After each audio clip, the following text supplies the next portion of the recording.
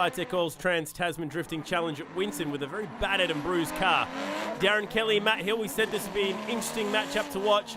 Unfortunately, an error for Matt Hill in the chase run there really handed the advantage over to the Kiwi. Man, Darren Kelly's car, though, absolutely on point. That 3-litre twin-cam RB roaring up the hill of South Circuit there, and you can see he's really enjoying the track. Gets the nod in the judges as well, so it's the Gizzies off to the Final Four. Big scalp. D1NZ number 1, Darren Kelly up against our current championship leader in the Trans-Tasman Drifting Championship, Rob Arbolino, driving the Matooks Racing S14 and actually coming into this championship as a bit of a sub for one of his teammates, Jabbit, who had a bit of bad luck down at Winton, and looks like he's doing his absolute best to show that he deserves his position in this championship. They're putting on a pretty good show here. We check out how they began the run once again. Kelly takes the advantages here with the judges, but Arbolino, I think he just let it go towards the end of the run a little bit, lost his momentum. A couple of straighten ups then. Unfortunately, that is where the judges sit, so probably the worst spot to make a mistake, right in front of them. Definitely, and I'm sure he knows that as much as the audience do. Rob Arbolino now in front with a bit of a lead to catch up on. Both drivers struggling for traction on what is a deceptively steep hill climb through the S-bends of Sydney South Circuit. Bit of a gap there opened up with Rob Arbolino battling away out in front, and listen to this thing.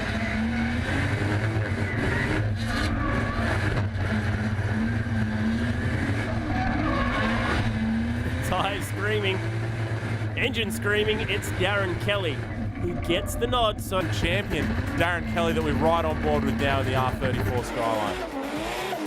Driving with a broken hand this weekend. A bit of a workshop accident. Right on board with Steedman. Look at the smoke. Trying to peer through and find just a little bit of real estate where he can put the front end of the Nissan.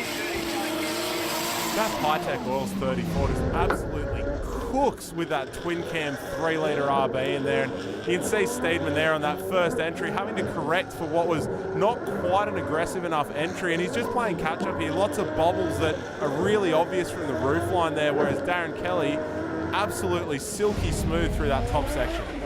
Advantage Kelly.